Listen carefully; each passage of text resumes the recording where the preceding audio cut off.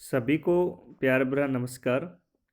प्यारे विद्यार्थियों, मैं जीएल खटाना आपके लिए मैं जनरल साइंस का 1008 प्रश्नों का महायज्ञ शुरू कर रखा हूँ। और इस महायज्ञ की वेला में अपन अगली कड़ी स्टार्ट कर रहे हैं आज। और उस अगली कड़ी का नाम है एपिसोड नंबर 5। 4 एपिसोड पहले आपके लिए यूट्यूब पे डाल दिए गए हैं, आप उनको अच्छे से देखें और पढ़ें।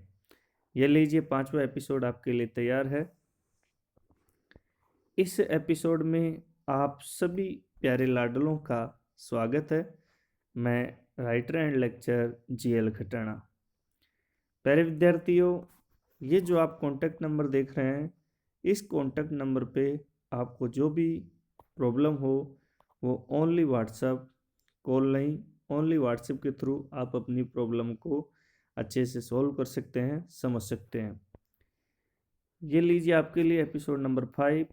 और यहाँ आज क्वेश्चन स्टार्ट होंगे 106 से। जो नए विद्यार्थी हैं वे सोच रहे होंगे सर जी 105 तक क्वेश्चन कहाँ है। तो उन विद्यार्थियों को मैं कहना चाहता हूँ वो यूट्यूब पे या इस वीडियो के डिस्क्रिप्शन में लिंक देखें और पिछले 4 वीडियो को ज़रूर देखें। चलिए अपन स्टार्ट करते हैं बिना समय गवाए। Question number 106। मानव की कोशिका में गुणसूत्रों की संख्या होती है, क्रोमोसोम। प्यारे विद्यार्थियों, यहाँ कन्फ्यूजन नहीं होना है। आपको 4 विकल्प दिए हैं, 23, 46, 44, 48। क्वेश्चन है मानव की कोशिका में गुणसूत्रों की संख्या होती है। तो प्यारे विद्यार्थियों, यहाँ पर ये पूछ रहा है गुणसूत्रों की संख्या, यानी कि ये टोटल की बात कर रहा है। और आप कभी भी कन्फ्यूजन नहीं हो। या तो ऐसे पूछे कि मानव में गुणसूत्र कितने होते हैं तो भी आपको 46 जवाब देना है। और या ऐसे पूछे कि कोशिका में, मानव की कोशिका में गुणसूत्रों की संख्या, तो भी आपको 46 जवाब देना है। क्योंकि प्यारे विद्यार्थियों, जो ये गुणसूत्र होते हैं इनको अंग्रेजी में क्रोमोसोम बोलते हैं। गुणसूत्र हमेशा कोशिका में ही होते हैं, इसलिए इसका राइट आंसर हो गया 46। तो कई बार बच्चे कन्फ्यूजन हो जाते हैं कि सर जी हमने तो पढ़ा था मानव में की गुणसूत्रों की संख्या 46, लेकिन प्रश्न आ गया कि मानव की कोशिका में गुणसूत्रों की संख्या, तो कोशिका में ही होते हैं गुणसूत्र। तो यहाँ अपने पास में 46। प्यारे विद्यार्थियों, कोशिका में होता है केंद्रक और केंद्रक में होते हैं गुणसूत्र, और गुणसूत्र के अंदर होते हैं जीन और जीन के अंदर होता है डीएनए। ऐसे इनका क्रम होता है। आगे बढ़ते हैं। Question number 107। मटर में मार्स रोग का कारण है। प्यारे विद्यार्थियों, ये अपने पास में एक फसल है मटर, और मटर का वैज्ञानिक या वानस्पतिक नाम पाइसम सटाइवम होता है। ये पूछ रहा है मटर में मार्स रोग का कारण है। कौन से तत्व की वजह से मटर में मार्स रोग होता है?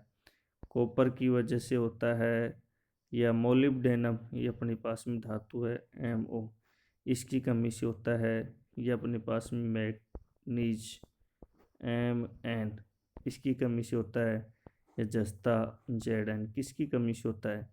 तो मटर में मार्स रोग का कारण है मैग्नीज तत्व की कमी, MN। अपने पास में मैग्नीज तत्व का सिंबल है, इसको प्रदर्शित करते हैं M कैपिटल और स्मॉल n से। आगे बढ़ते हैं। कार्बोहाइड्रेट के अंतर्गत शामिल है। अच्छा क्वेश्चन है, कार्बोहाइड्रेट के अंतर्गत शामिल है। अच्छे से समझो इस बात को। कार्बोहाइड्रेट में क्या शामिल है? कार्बोहाइड्रेट में क्या वसा शामिल है, शर्करा शामिल है? तो प्यारे विद्यार्थियों, नहीं, कार्बोहाइड्रेट में वसा शामिल नहीं है, शर्करा तो शामिल है, क्योंकि कार्बोहाइड्रेट में बहुत सी शर्कराएं पाई जाती हैं। दूसरा ऑप्शन है वसा, नहीं भाई, वसा शामिल नहीं है, शर्करा शामिल है, लेकिन प्रोटीन कार्बोहाइड्रेट में शामिल नहीं है। स्टार्च शामिल है, शर्करा शामिल है, प्रोटीन शामिल नहीं है। तो ये पूछ रहा है कि अंतर्गत शामिल है, तो पूरे ही होने चाहिए। स्टार्च शामिल है, पॉलीकार्बोहाइड्रेट होते हैं, उसका उदाहरण है स्टार्च। और शर्करा अपने पास में शामिल है, मोनोसेकेराइड, डाइसेकेराइड। शर्कराएं कार्बोहाइड्रेट पाई जाने वाली, जैसे मैं नाम बोलूँ, सुक्रोज शर्करा, माल्टोज शर्करा, गैलेक्टोज शर्करा, फ्रक्टोज शर्करा, ग्लूकोज शर्करा। तो कार्बोहाइड्रेट के अंदर स्टार्च और शर्करा शामिल है, ना कि उपरोक्त तीन। तो इसका राइट आंसर हो गया 4 नंबर। आगे बढ़ते हैं, क्वेश्चन नंबर 109। शरीर में ऑक्सीजन की पूर्ति किसके माध्यम से होती है? अपना जो शरीर है, इस शरीर के अंदर इस प्राणवायु को, ऑक्सीजन को हर प्रत्येक सेल्स यानी कि कोशिका तक कौन पहुंचाता है? शरीर में ऑक्सीजन की पूर्ति किसके माध्यम से होती है? लाल रक्त कोशिकाएं आरबीसी के माध्यम से होती है, या श्वेत रक्त कोशिकाएं डब्ल्यूबीसी के माध्यम से होती है, या प्लाज्मा के माध्यम से होती है, या प्लेटलेट्स के माध्यम से?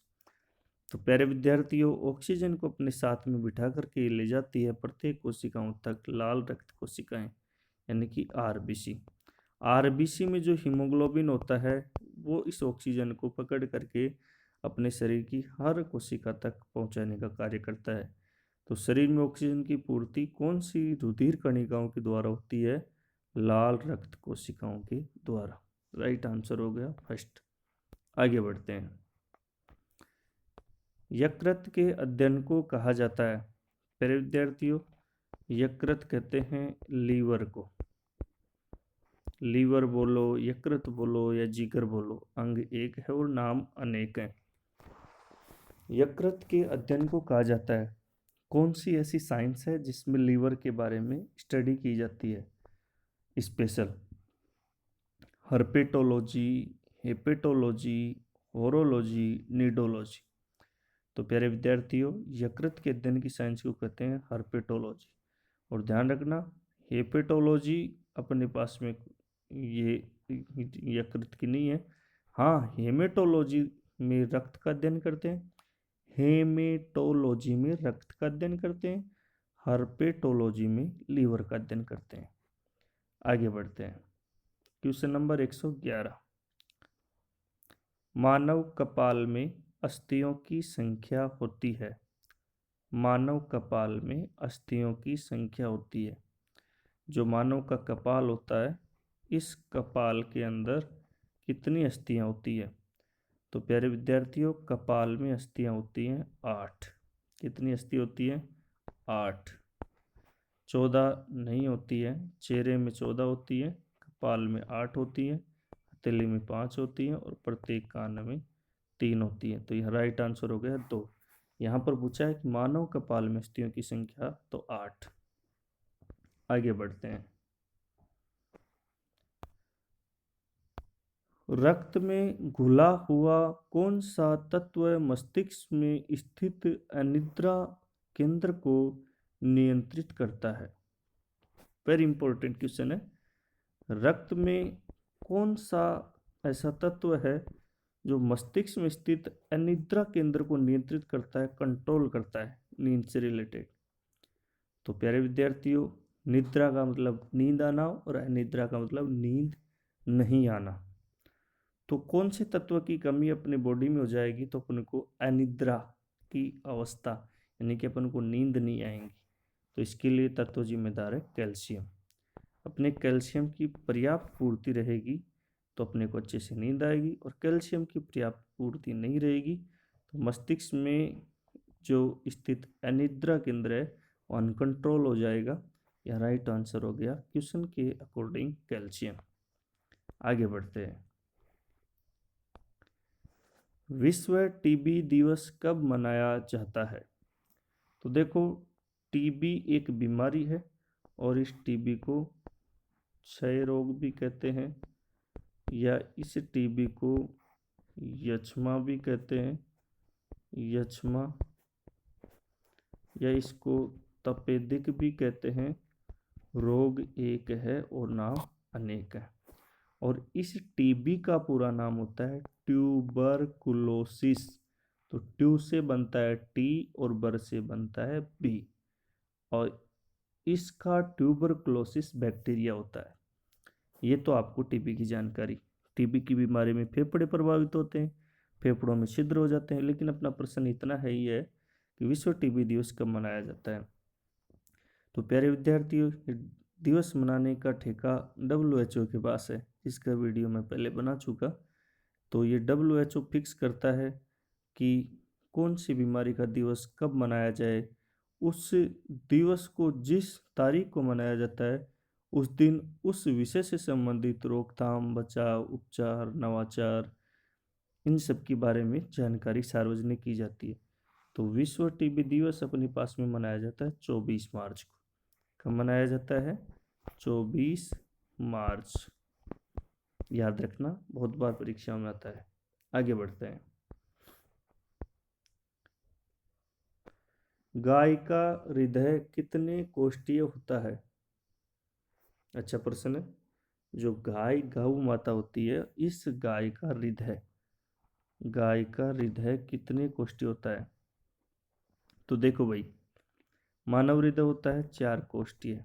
2 तो होते हैं आलिंद और 2 होते हैं निलय। यहाँ पर गाय का हृदय पूछ रहा है द्विकोष्ठीय है या त्रिकोष्ठीय है या चतुकोष्ठीय है या पंचकोष्ठीय है। तो प्यारे विद्यार्थी याद रखना, इस दुनिया में जितने भी स्तनधारी प्राणी हैं, स्तनधारी का मतलब होता है जिनके स्तन ग्रंथियां पाई जाती हैं, उन सब प्राणियों को स्तनधारी प्राणी कहते हैं। तो इस दुनिया में जितने भी स्तनधारी जीव हैं उन सब का हृदय 4 कोष्ठीय होता है, चतुकोष्ठीय। तो अपने पास में गाय भी स्तनधारी जीव है, इसलिए गाय का हृदय पूछा है तो 4 कोष्ठीय। भैंस का भी 4 कोष्ठीय, घोड़े का भी 4 कोष्ठीय, मानव का भी 4 कोष्ठीय, व्हेल मछली का भी 4 कोष्ठीय। आगे बढ़ते हैं। शरीर में कौन सी ग्रंथि ताप को नियंत्रित करती है? प्यारे विद्यार्थियों, अपने शरीर का पूरा जो ताप का नियंत्रण है, कंट्रोल है या नियमन है, उसको नियंत्रित करने का कार्य किस ग्रंथि के पास है? कि हमारे शरीर का तापमान 36.9 डिग्री सेल्सियस होता है एग्जिट, जिसको अपन 37 डिग्री बोलते हैं। इसको 37 डिग्री बोलते हैं अपन जनरल रूप से। वैसे एग्जिट होता है 36.9 डिग्री सेल्सियस। ये पूछ रहा है शरीर में कौन सी ग्रंथि है जो ताप को नियंत्रित करती है। प्यारे विद्यार्थियों, अपने शरीर के अंदर हाइपोथैलेमस नाम की ग्रंथि होती है। इस हाइपोथैलेमस ग्रंथि को हेडमास्टर ग्रंथि भी कहते हैं। हाइपोथैलेमस एक ग्रंथि भी है और मस्तिष्क का भाग भी है। तो इस हाइपोथैलेमस ग्रंथि के द्वारा पूरे शरीर की बॉडी का टेम्परेचर नियंत्रित होता है, कंट्रोल होता है, न तो अधिक और न कम। आगे बढ़ते हैं। सर्प की आंखें दिन में कितनी बार बंद होती है? अच्छा प्रश्न है और रोचक प्रश्न है। सर्प की आंखें दिन में कितनी बार बंद होती है? रोचक प्रश्न है, रोचक क्वेश्चन है। 3 बार, 2 बार, 1 बार और कभी नहीं। तो प्यारे विद्यार्थियों, आप याद रखना, जो सर्प होता है, सांप होता है, उसकी आंखें तो होती हैं और आंखें कितनी होती हैं? 2। लेकिन उसकी आंखें कभी भी बंद नहीं होती है, क्योंकि सर्प की आंखें जो होती है उनके ऊपर पलकें नहीं होती है, यानी कि बिना शटर की दुकान है। तो इसका आंसर है कभी भी नहीं। Question number 117। लहसुन किसका रूप है? लहसुन अपने पास में मसाला है एक। तो ये लहसुन क्या है? जड़ है, मूल है या तना है या नन ऑफ दीज, इनमें से कोई नहीं। तो प्यारे विद्यार्थियों, लहसुन, प्याज, अदरक, हल्दी, आलू, ये सभी तने के रूप हैं। तो लहसुन क्या है? तना है। प्याज पूछे तो भी क्या है? तना। हल्दी पूछे तो भी तना। तो अपने पास में लहसुन तना का रूप है। यहाँ पर मैंने लिखा है ध्यान रहे, ध्यान रहे, अदरक, हल्दी, आलू, प्याज और लहसुन ये सभी भूमिगत रूपांतरित तना के रूप हैं। और ध्यान रहे, गाजर, मूली, चुकंदर, सलगम और शकरकंद इत्यादि ये सभी जड़ का रूप है। गाजर आप जानते ही हैं, मूली आप जानते ही हैं, चुकंदर से चीनी बनती है आप जानते ही हैं, सलगम ये आप जानते होंगे, शकरकंद जिसको गांव में शकरकंदी कहा जाता है, जो सर्दियों में बहुत खाते हैं लोग बाग। तो ये तो अपने पास में हैं जड़ के रूप और ये उपरोक्त हैं तना के रूप। आगे बढ़ते हैं। मटर का वैज्ञानिक नाम है प्रोसेपिस सेनेरेरिया। तो प्यारे विद्यार्थियों ये तो खेजड़ी का नाम है, खेजड़ी जो होता है उसका नाम है। तो कोवर्स स्प्लेंडेंस ये प्यारे विद्यार्थियों जो कौवा होता है उस कौवा का नाम है कौवा। याद रखना कौवा को भूटान का राष्ट्रीय पक्षी बना रखा है। मटर का वैज्ञानिक नाम पूछ रहा है ये तो अपने को, तो इस मटर का वैज्ञानिक नाम पाइसम सटाइवम। पहले एक क्वेश्चन आया था, अभी कौन सा आया था, उस क्वेश्चन के अंदर भी मैंने आपको बताया था मटर में मार्स रोग जिसमें मैग्नीज तत्व की कमी के कारण अभी आपको पढ़ाया था। तो मटर का वैज्ञानिक नाम पाइसम सटाइवम क्या है, पाइसम सटाइवम। और मटर में क्रोमोसोम कितने होते हैं, 14। आगे बढ़ते हैं। शरीर की वृद्धि एवं उपापचय की गति को नियंत्रित करने वाला हार्मोन है। यानी कि शरीर अपना ग्रोथ करे, अपना शरीर बढ़े, अपना शरीर वृद्धि करे, और उपापचय मोटाबॉलिज्म क्रियाएं, तो शरीर की उपापचय की गति को नियंत्रित करने वाला TSH हार्मोन नहीं है भाई, एड्रिनलिन नहीं है, थाइमोसिन नहीं है, थायरोक्सिन। ये हार्मोन जो थायराइड ग्रंथि होती है उस थायराइड ग्रंथि के द्वारा स्रावित होता है। इस थायराइड ग्रंथि के द्वारा स्रावित होने वाला हार्मोन है थायरोक्सिन हार्मोन, थायरोक्सिन हार्मोन। तो प्यारे विद्यार्थियों शरीर की वृद्धि और उपापचय जैसी क्रियाओं की गति को नियंत्रित करती है थायराइड ग्रंथि, और हार्मोन पूछ ले तो थायरोक्सिन हार्मोन। आगे बढ़ते हैं। स्तनधारी वर्ग में रक्त का सबसे अधिक तापमान किस जंतु का होता है। जितने भी स्तनधारी प्राणी हैं इस दुनिया में, उन स्तनधारी प्राणियों में उस वर्ग में कौन सा जंतु है जिसका टेम्परेचर ब्लड का सबसे ज़्यादा होता है। तो प्यारे विद्यार्थियों मनुष्य का तो आपको बताया 36.9 डिग्री सेल्सियस या 37। इसके बाद में गाय, भेड़, बकरी, ये सर्वाधिक पूछा है तो बकरी का, और इसका तापमान होता है 39.9 डिग्री सेल्सियस।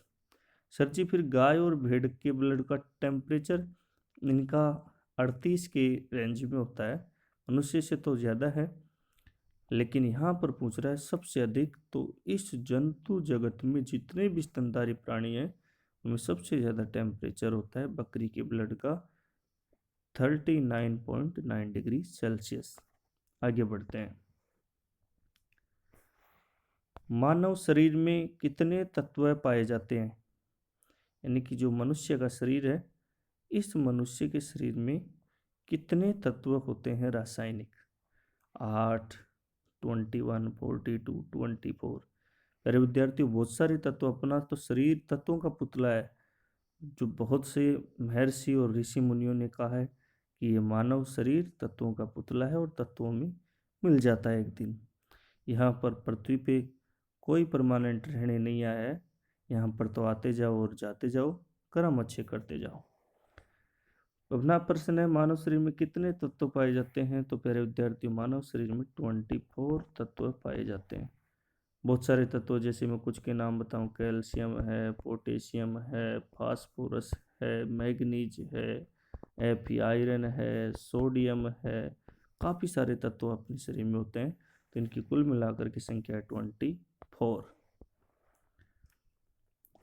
शरीर में पचित भोजन को एवं हार्मोनों का संवहन करने वाला रक्त पदार्थ है। इनके अपने शरीर में जो पचित भोजन है, उस पचित भोजन का रस और अपने शरीर के हार्मोन, इनको शरीर के एक स्थान से दूसरे स्थान तक कौन सी गाड़ी ले जाती है, कौन ले जाता है, कौन पहुंचाता है, कौन आदान प्रदान करता है, कौन विनिमय करता है, किसका? पचित भोजन का और हार्मोनों का। तो आरबीसी पचित भोजन और हार्मोनों को नहीं ले जाती है, डब्ल्यूबीसी नहीं ले जाती है, प्लेटलेट्स नहीं ले जाती है। अब आप समझ गए प्लाज्मा अपने शरीर में पचित भोजन के द्वारा जो प्राप्त रस है उसको और हर हार्मोन को एक स्थान से दूसरे स्थान तक संवहित करने का या परिवहित करने का कार्य प्लाज्मा या प्लाविका का है। प्लाज्मा का ही दूसरा नाम प्लाविका है। रक्त में प्लाज्मा 55% होता है और ये तीनों 45% होती है। हैजा फैलने का कारण है। मेरे विद्यार्थियों, अच्छा प्रश्न है। हैजा किसके द्वारा फैलता है? वायरस के द्वारा, बैक्टीरिया के द्वारा, फंगस के द्वारा, प्रोटोजोआ। तो प्यारे विद्यार्थियों, जो हैजा की बीमारी है, ये हैजा की बीमारी वायरस के द्वारा नहीं फैलती है, फंगस के द्वारा नहीं फैलती है, प्रोटोजोआ के द्वारा नहीं फैलती है। हैजा की बीमारी बैक्टीरिया के द्वारा होती है और इस हैजा की बीमारी के बैक्टीरिया का नाम है विब्रियो कोलेरी। हैजा की बीमारी का वाहक है घरेलू मक्खी। इस घरेलू मक्खी के द्वारा विब्रियो कोलेरी नाम के बैक्टीरिया का संक्रमण एक व्यक्ति से दूसरे व्यक्ति में आसानी से हो सकता है। हैजा की बीमारी जो होती है, इसका वाहक पूछे तो घरेलू मक्खी। हैजा की बीमारी किसके द्वारा जनित है? तो बैक्टीरिया। बैक्टीरिया का नाम क्या है? विब्रियो कोलेरी, कोलेरा भी बोल देते हैं। और हैजा में प्रभावित होता है शरीर का अंग छोटी आंत, और हैजा की बीमारी को खोजा था रॉबर्ट कोच ने। आगे बढ़ते हैं। रेफ्रिजरेटर में खाद्य पदार्थ सुरक्षित रखने हेतु उचित तापमान है, यानी कि जो फ्रिज है उसके अंदर अपन जो भी खाद्य पदार्थ रखते हैं ये सुरक्षित रहें, तो इसके लिए कौन सा उचित टेम्परेचर रहेगा? ऐसे नहीं कि उसको हाई टेम्परेचर कर दें या बिल्कुल ही कर दें, नीचे कर दें, हिमपात हो जाए, पूरा रेफ्रिजरेटर जम जाए, ऐसे भी नहीं करें और बिल्कुल कम भी नहीं। हालांकि रेफ्रिजरेटर के अंदर अलग अलग चिन्ह होते हैं, वेदर, मौसम हो, क्लाउड, बादल छा रहे हो, विंटर, समर, लेकिन अपने खाद्य पदार्थ सुरक्षित रह जाएं आसानी से, उसके लिए 4 डिग्री सेल्सियस टेम्परेचर होता है। इसका राइट आंसर हो गया option number 3। 4 degree Celsius temperature पर खाद्य पदार्थों को अपन रेफ्रिजरेटर में बिल्कुल सुरक्षित तरीके से रख सकते हैं। आगे बढ़ते हैं। खाने का सोडा का रासायनिक नाम है। बहुत अच्छा प्रश्न है प्यारे विद्यार्थियों। खाने का सोडा बोलो या वॉशिंग सोडा बोलो या बेकिंग सोडा बोलो या मीठा सोडा बोलो, सोडा एक है और नाम अनेक है। तो सोडियम कार्बोनेट Na2CO3 और 10H2O, ये तो सोडियम कार्बोनेट है, ये तो कपड़े धोने का सोडा है, लेकिन ये पूछ रहा है खाने का सोडा। तो प्यारे विद्यार्थी, जो खाने का सोडा होता है इसका फॉर्मूला होता है NaHCO3। तो Na का मतलब सोडियम, H का मतलब हाइड्रोजन और CO3 का मतलब कार्बोनेट। तो देखिए सोडियम कार्बोनेट, ये ऑप्शन तो पहले गलत हो गया। अब देखो सोडियम बाइकार्बोनेट, इसको अपन सोडियम बाइकार्बोनेट भी कहते हैं, सोडियम बाइकार्बोनेट, या इसी को अपन बोलते हैं सोडियम हाइड्रोजन, सोडियम फिर इसके बाद में हाइड्रोजन कार्बोनेट। सूत्र को देखते रहो आप। तो इसको सोडियम बाइकार्बोनेट भी बोलते हैं और इसको सोडियम हाइड्रोजन कार्बोनेट भी बोलते हैं। यह राइट आंसर हो गया ऑप्शन नंबर 4। तो खाने का सोडा का 2 रासायनिक नाम है, सोडियम बाइकार्बोनेट और सोडियम हाइड्रोजन कार्बोनेट। आगे बढ़ते हैं। ब्रह्मांड में प्रचुर मात्रा में पाए जाने वाला तत्व है। प्यारे विद्यार्थियों, ये पूरे ब्रह्मांड के अंदर सबसे ज़्यादा तत्व पूछ रहा है। तो तत्व 3 प्रकार के होते हैं: धातु, उपधातु और अधातु। अधातु समझ जाना आप। तो ये पूछ रहा है कि धातुओं में भी, उपधातुओं में भी, अधातुओं में, इन सब में सबसे ज़्यादा ब्रह्मांड में क्या होता है? तो सबसे ज़्यादा ब्रह्मांड में होता है हाइड्रोजन तत्व। कौन सा तत्व होता है? हाइड्रोजन तत्व। आगे बढ़ते हैं। सिडेराइट किसका अयस्क है? एल्यूमिनियम का, कॉपर का, जिंक का, आयरन का। तो प्यारे विद्यार्थी, जो सिडेराइट है, ये सिडेराइट आयरन का अयस्क है। आयरन का देखो, आयरन के अयस्क हेमेटाइट होता है, सिडेराइट होता है, ये अपने पास में आयरन के अयस्क होते हैं। आयरन पाइराइट जो होता है। आगे बढ़ते हैं। रुधिर का थक्का जमने में सहायक रक्त कणिका है। रुधिर का थक्का, ब्लड क्लोटिंग, इसके जमने में सहायक अपने ब्लड की कौन सी कार्पल्स है? इरिथ्रोसाइट आरबीसी है, या थ्रोम्बोसाइट प्लेट है, या ल्यूकोसाइट डब्ल्यूबीसी है, या प्लाज्मा? तो प्यारे विद्यार्थियों, रक्त का थक्का जमने में सहायक रक्त जो कणिका होती है वो थ्रोम्बोसाइट होती है, और थ्रोम्बोसाइट का ही नाम है प्लेटलेटस, और इसी को बोलते हैं प्यारे विद्यार्थियों बिंबाणु। ये रक्त कण एक है और नाम अनेक है। थ्रोम्बोसाइट बोलो या प्लेटलेटस बोलो या बिंबाणु बोलो। तो रुधिर का थक्का जमने में सहायक रक्त कणिका कौन सी है? थ्रोम्बोसाइट। आगे बढ़ते हैं।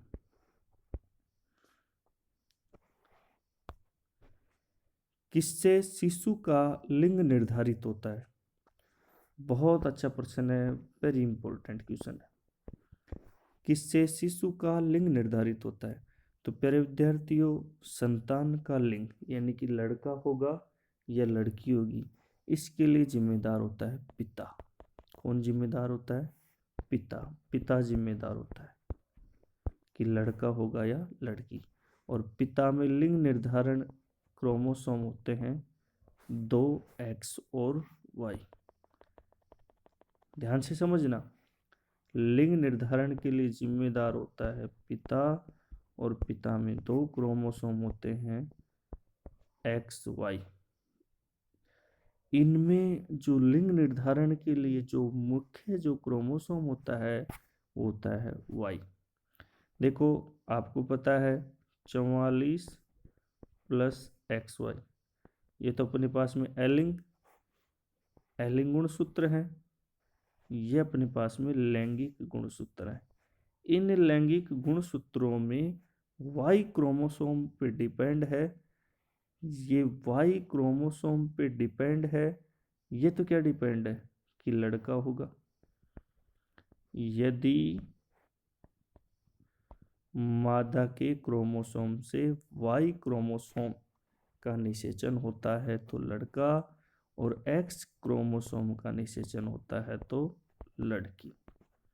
याद रखना, मादा के क्रोमोसोम से पिता का लैंगिक क्रोमोसोम एक्स निषेचित होगा तो लड़की, और वाई क्रोमोसोम निषेचित होगा तो लड़का जन्मेगा। कुल मिलाकर के लिंग निर्धारण के लिए जिम्मेदार कौन हो गया? पिता। अब प्रश्न क्या कर रहा है? किससे शिशु का लिंग निर्धारित होता है? तो शिशु का लिंग निर्धारित होता है पिता के क्रोमोसोम से। यहाँ माता के एक्स क्रोमोसोम से, पिता के वाई क्रोमोसोम से, माता के क्रोमोसोम से। यहाँ पर ये कह रहा है लिंग निर्धारित होता है। सारे ऑप्शन इसमें सही लग रहे हैं, लेकिन इसका ऑथेंटिक जवाब होगा लिंग निर्धारित होता है पिता के क्रोमोसोम से। आगे बढ़ते हैं। मानव गुर्दे में बनने वाली फतरी, ये भी आजकल एक बहुत बड़ी समस्या हो गई है। हर इंसान के लगभग किडनी में, जिसको गुर्दा कहते हैं, पथरी होती है। तो इसमें इस पथरी का रासायनिक संगठन क्या होता है? इस पथरी का रासायनिक संगठन क्या है? ये पथरी कौन से रासायनिक तत्वों से बनती है?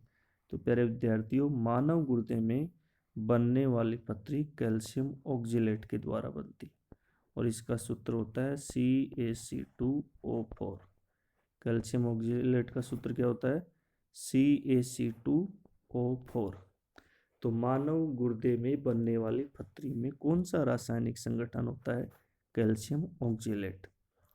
धन्यवाद प्यारे विद्यार्थियों, मिलते हैं एपिसोड नंबर 6 और उस एपिसोड नंबर 6 के अंदर आप पढ़ेंगे क्वेश्चन 131 से और अपने पास में 155 तक, यानी कि 25 क्वेश्चनों का वो एपिसोड होगा। और उसके बाद में जो 7वां एपिसोड है उसमें आप पढ़ेंगे 151 से और 155 तक, तो एपिसोड 6। इसके बाद में 156 से 180 तक एपिसोड नंबर आप साथ में पढ़ेंगे। यह एपिसोड तैयार है आपके लिए, अलग से अपलोड किए जाएंगे, क्योंकि प्यारे विद्यार्थियों एक ही एपिसोड में इतने सारे क्वेश्चन, 75 क्वेश्चन जो मैंने बोला था, वो क्लास लंबी हो जाती है। इसलिए ये क्लास या एपिसोड टुकड़ों में आपके लिए आ रहे हैं, जल्द ही रिलीज होंगे। आप पहले इनको पढ़ लीजिए, 4-5 घंटे बाद में एपिसोड नंबर 6 आएगा, फिर उसके बाद में 7 अपलोड कर दिया जाएगा। खूब पढ़ें, मन लगा के पढ़ें, अच्छे से तैयारी करें। धन्यवाद, मिलते हैं नेक्स्ट एपिसोड में नई